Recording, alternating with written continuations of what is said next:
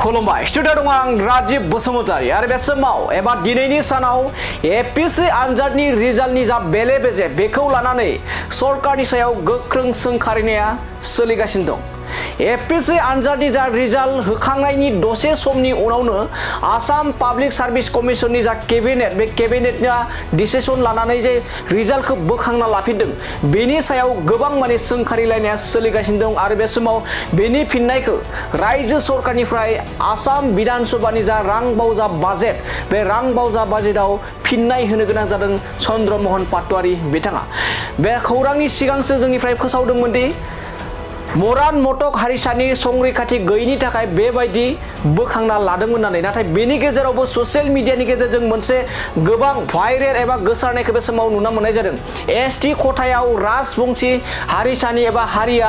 ST खथायाव रिजार्भआव ST खथानि जा रिजार्भ बे रिजार्भआव मोननायनि जा लिस्ट ओंखारदोंमोन मैया रिजाल्ट फोसावनायाव, बे रिजाल्ट फोसावनायाव जा भाइरेल जादों नम्रता राजबंशी बिजाथिया एसटीपी खथायाव मोननो हानायखौ लानानै दिनैनि समाव ससियेल मिडियानि गेजेरजों गोबां सोंखारिलायनायखौ बे समाव नुनो मोननाय जादों। थारैनो जोंनि बर' हारिनि दैदेनगिरिफ्रा बेनि सायाव मा फोरमायगोन, जेराव राजबंशी हारिया माब्लाबाबो एसटीपी जानो हाया, जेराव बिथांमोना दायो एसटीसो दाबिगासिनो दं। राजबंशी हारिनि हारिसाफोरा बे समाव एबा मोनबा हारिया बे समाव एसटीनि थाखाय डिमान्ड खालामगासिनो दं। दासिमबो क्लियार जायाखै एबा राजबंशी हारिनि एसटी होनाय जायाखै, नाथाय थेवब्लाबो बे एपीएससीनि जा आनजाद बे आनजादनि रिजाल्टआव बे समाव नम्रता राजबंशी मुंनि बिजाथिया एसटी खथायाव बे समाव मोननो हादों आरो बेबो एसटीपी प्लेन एसटीआव बे समाव मोननो हानाय बा बे खथायाव मोननायखौ लानानै गोबां ससियेल मिडियानि गेजेरजों गोसारदों आरो बे गोसारनायनि गेजेरजों गोबां बे समाव सोंखारिदों माब्रैहाय सासे राजबंशी हारिसानि